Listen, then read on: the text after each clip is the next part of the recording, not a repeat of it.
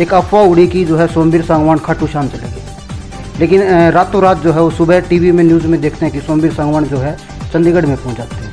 उसके बारे में क्या कुछ कहोगे? जो दादरी वासी थे उनका भी ये उम्मीद कर रहे थे कि हाँ ये इंसान जो है वो दादरी का कुछ ना कुछ भला कर सकता है। सबसे पहला वादा आपका था सीवरेज का, 2 साल से ऊपर जो है वो आपके कार्यकाल को हैं।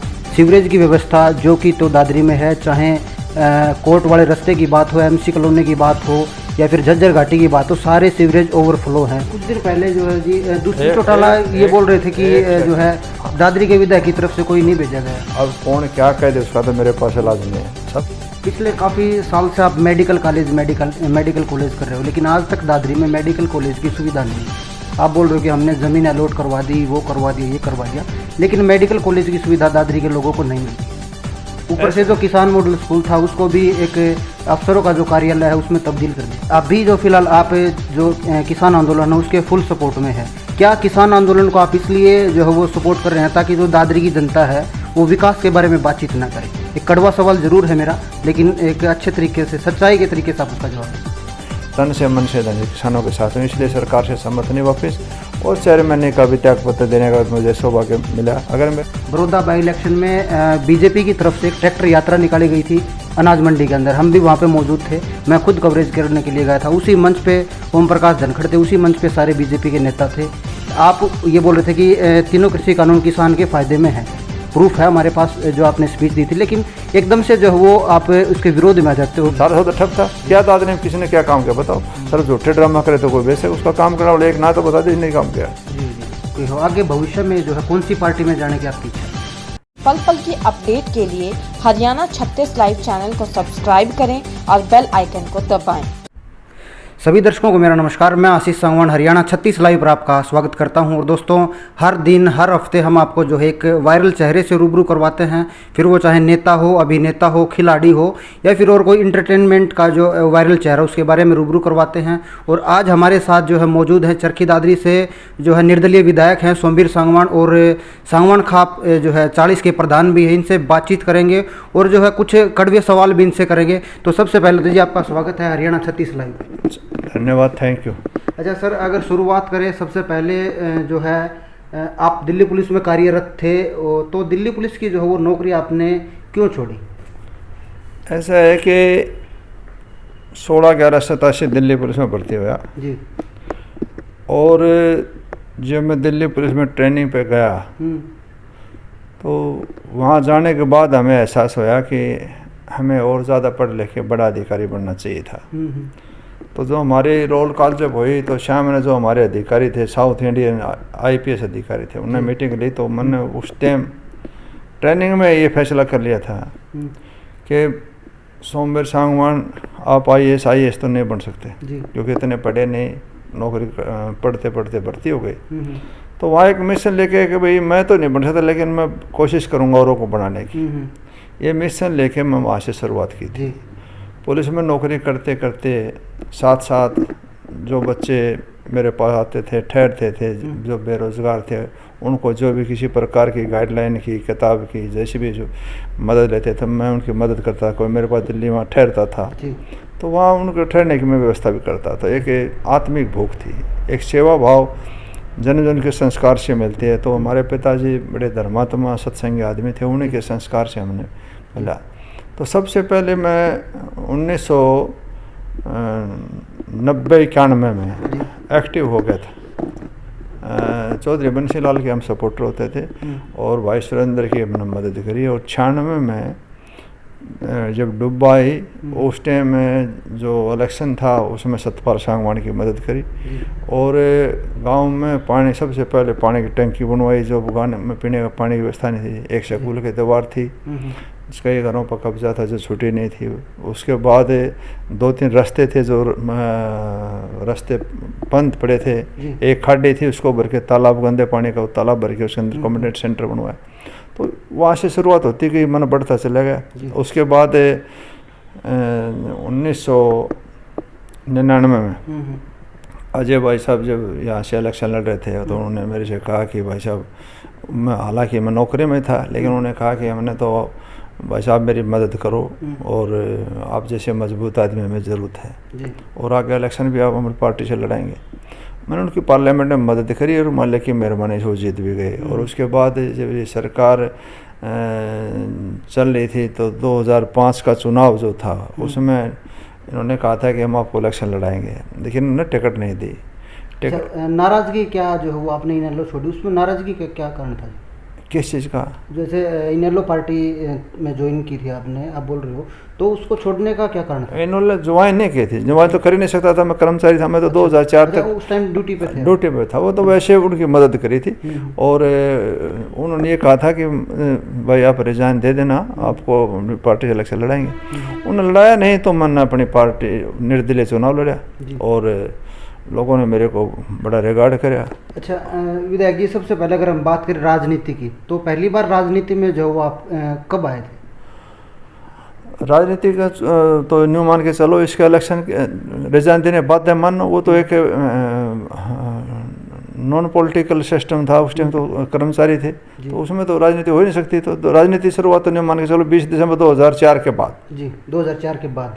अच्छा, हर इंसान, हर नेता, हर अभिनेता एक अपना आदर्श मानता है किसी को, किसी बड़े को देख के ये सोचता है कि उससे प्रेरित होता है, तो आपका जो आदर्श है वो कौन है?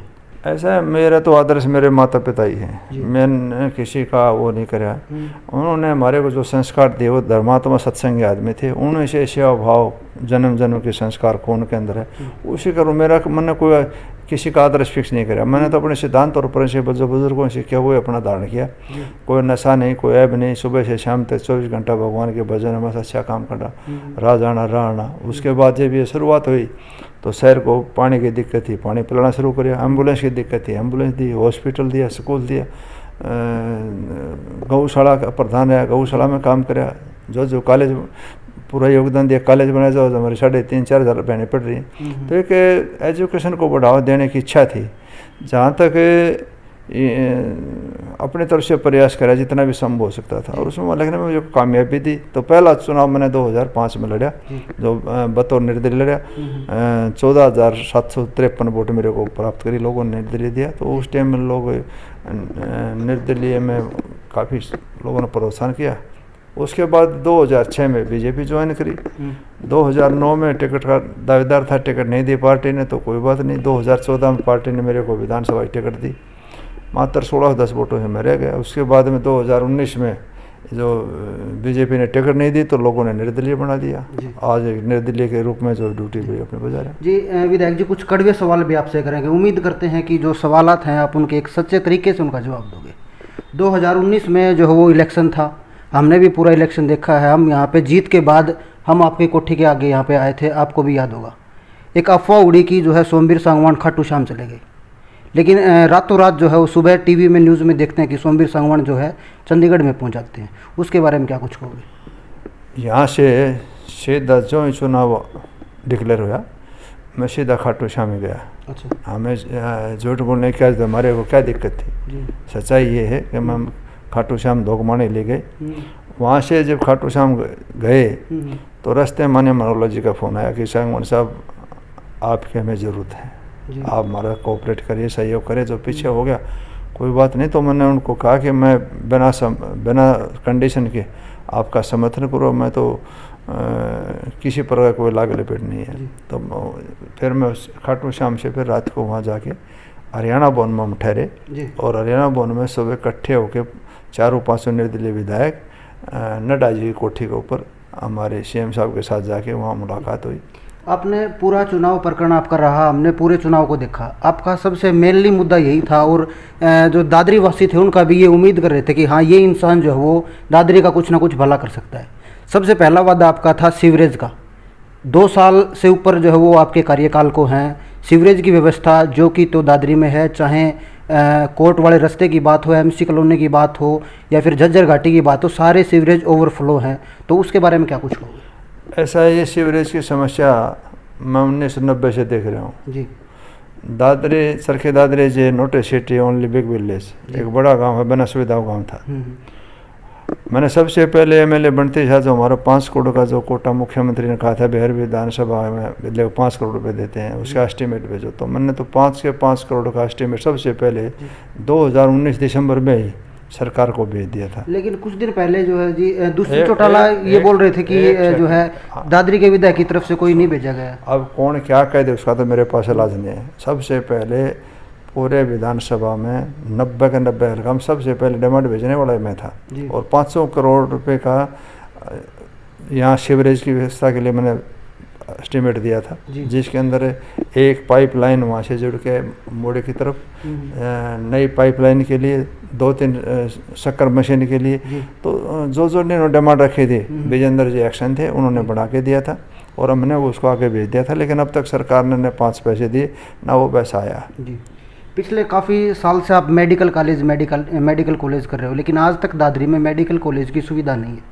आप बोल रहे हो कि हमने ज़मीन अलॉट करवा दी, वो करवा दिया, ये करवा दिया, लेकिन मेडिकल कॉलेज की सुविधा दादरी के लोगों को नहीं मिल रही है। ऊपर से जो किसान मॉडल स्कूल था उसको भी एक अफसरों का जो कार्यालय है उसमें तब्दील कर दिया गया है, उसके बारे में क्या कुछ कहोगे? ऐसा है कि पिछले विधानसभा चुनाव हारने के बाद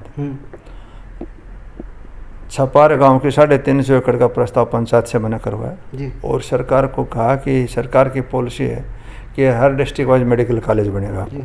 बहुत से 2-4 डिस्ट्रिक्ट बचे हैं, बाकी सब में मेडिकल कॉलेज की इन्होंने शुरुआत कर रखी है, बने हुए हैं। तो हमने भी अपनी डिमांड रखी कि मेडिकल कॉलेज बनाए छपार के अंदर। हमने गांव के सरपंच ने, दिलबाग सरपंच जो उन्होंने प्रस्ताव करके हमारे को 350 एकड़ का प्रस्ताव दिया, वो सरकार को मैंने दिया।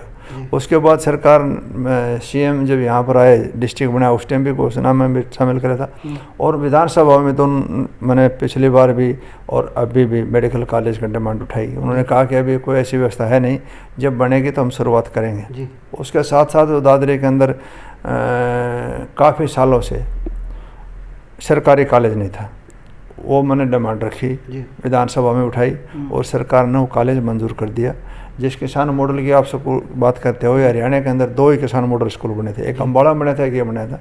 पिछले कांग्रेस के राज की ये पॉलिसी थी, वो पॉलिसी शरह नहीं चढ़ी। उसके बाद ये दोनों बिल्डिंग उन्होंने भी इसका कोई अभी यूज नहीं कराया। तो हमने यहाँ सरकार डिस्ट्रिक्ट बनने के कारण जो अधिकारियों के लिए व्यवस्था नहीं थी, इसलिए वहाँ उन्होंने दफ्तर खोल दिया। लेकिन मैं चाहता हूँ कि अब की बार शायद जल्दी अब कॉलेज खोलेंगे तो नई क्लास कॉलेज की उसी बिल्डिंग में शुरुआत हो जाएगी। जी। विधायक जी, आपके पास एक बहुत अच्छा मौका था, चेयरमैनी का पद आपको दिया गया था, लेकिन चेयरमैनी का पद जो है वो आपने ठुकरा दिया।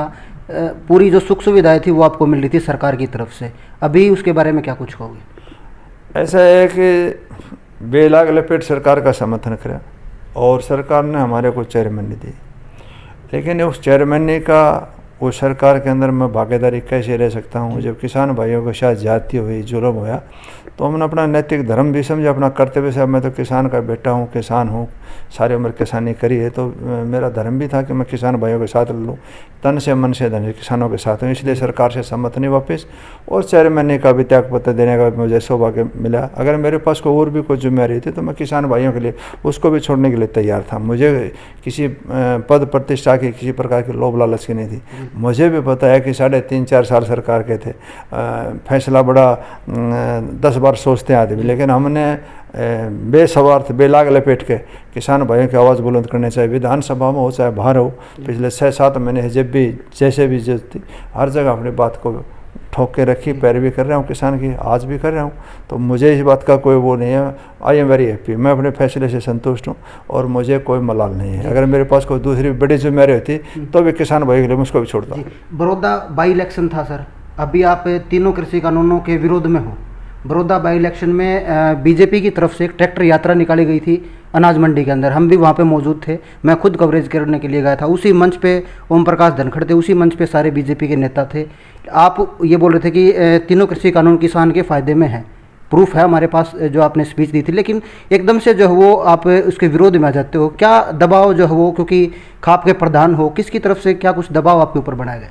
मेरे ऊपर कोई दबाव नहीं है। एक तो आप जो कह रहे हैं, जो प्रूफ बता रहे हैं, मैंने कहा था, मैं भी कह रहा हूँ, मैंने ये कहा था कि मोदी जी गरीब घर में पैदा हुए हैं और गरीब के नुकसान की तरफ मैं नहीं सोच सकता, उनकी कलम चलेगी, मैंने कहा था। लेकिन मैं ये कहीं नहीं कहा, मुझे इस बात की ज़्यादा नॉलेज भी नहीं थी उस टाइम, अब भाई कृषि कानून क्या है क्या नहीं। लेकिन उसके बाद पढ़ने के बाद में सारी थ्योरी पढ़ने के बाद पता चला अब भाई ये तो वाकई में गलत है। तो मेरे ऊपर किसी प्रकार कोई दबाव नहीं था, न मैंने किसी दबाव में इस्तीफा दिया। मेरी अंतरात्मा की आवाज़ थी, एक खाप का जिम्मेवार आदमी होने के नाते, प्रधान होने के नाते औरों से न्यारी भी मेरी एक्स्ट्रा जिम्मेवारी थी कि मैं निर्दलीय बना रखा, मैं कब का प्रधान हूँ तो फिर मेरा धर्म भी बनता था। इसलिए मैंने कहीं भी ये नहीं है कि भाई किसी दबाव में, मैंने तो अपनी इच्छा से ही अपना त्यागपत्र दिया था, किसान भाइयों के साथ खड़े हूँ। जी, अभी जो फिलहाल आप जो किसान आंदोलन है उसके फुल सपोर्ट में है, क्या किसान आंदोलन को आप इसलिए जो है वो सपोर्ट कर रहे हैं ताकि जो दादरी की जनता है वो विकास के बारे में बातचीत ना करे? एक कड़वा सवाल ज़रूर है मेरा, लेकिन एक अच्छे तरीके से, सच्चाई के तरीके से आप उसका जवाब दें। ऐसा है, किसान आंदोलन का विकास रोक रहा है। नहीं, दादरी में तो कोई विकास नहीं हाँ, मेरी सुनत सरी क्या हो लिया वो बताता हूँ आपको, क्योंकि दादरी के जो हालात है वो जो कि तो सारे हालात मैं सबसे पहले 30 साल से देख रहा हूँ। दादरी के हालात के बारे में मेरे से कोई ज़्यादा थोड़ी जानता है कोई, सारा का पता है दादरी में क्या हालत है। कोरोना के दौरान सरकार के अंदर 37 करोड़ 80 लाख रुपया जो सीवरेज का पानी था, आज तक किसी मुख्यमंत्री तक रह लिए, यहाँ बहुत से मंत्री रह लिए, यहाँ तक पानी व्यवस्था नहीं बनी।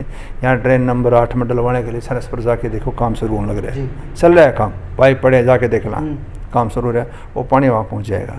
उसके बाद सरकारी कॉलेज, यहाँ कितने सालों की डिमांड थी, रामहेन गुप्ता जी से लेकर आज तक सरकारी कॉलेज की डिमांड नहीं थी, सरकारी का कॉलेज को मंजूर करवाया। स्टेडियम के लिए पैसे लटके सेंस पर के 55 करोड़ रुपये सेक्रेटरीट की जो ज़मीन एक्वायर करी है, जो जहाँ सेक्रेटरीट बनेगा उसके लिए 55 करोड़ रुपये रिलीज़ करवाया। मेरी तरफ से जहाँ भी मैंने मौका मिलता है, इस कोरोना के दौरान भी जो ऑक्सीजन 1 टन थी उसकी बढ़ा के 1.5 टन करवाया। यहाँ 11 वेंटिलेटर थे जिसमें एक भी डॉक्टर एनेस्थीसिया का डॉक्टर नहीं था, वो अपॉइंटमेंट करवाया।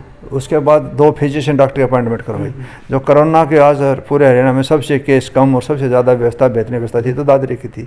मैंने अपनी तरफ से जहाँ भी मौका मिलता है, मैं समझता हूँ कि हाँ सीवरेज की दिक्कत है अभी, लेकिन जो ये कोरोना ख़त्म हो जाएगा, मैंने एक्शन को अभी नया एक्शन आया 3 दिन पहले उसकी मीटिंग ली है। और भाई सीवर की व्यवस्था जितनी सारी है, जो SC है अपने भिवानी, उससे भी कहा है कि भाई इसको मैंने तैयार करके दो प्रपोजल, इस समस्या का परमानेंट समाधान आने वाले टाइम में बहुत जल्दी ही। क्योंकि 2 चीज़ हैं आदमी शहर के अंदर, एक तो थी ये सीवरेज की, एक पीने का पानी व्यवस्था आज तक नहीं है। 3-4 टैंकर बना रखे हैं, वो पूरी सप्लाई नहीं होती। बहुत जल्दी ही मैं गारंटी के साथ कह सकता हूँ कि 90 के 90 विधानसभाओं में सबसे ज़्यादा दादरी हल्का में अब तक हुआ क्या है, किसी ने को काम तो बताओ क्या हुआ है, सब पेंडिंग पड़ा है। वो तो आप विधायक हो ना जी, आप मेरे को मौका भी दिया, मेरे को तो 1.5 साल हुआ है, 1.5 साल के बाद बता तो दिया, कॉलेज बनवा दिया,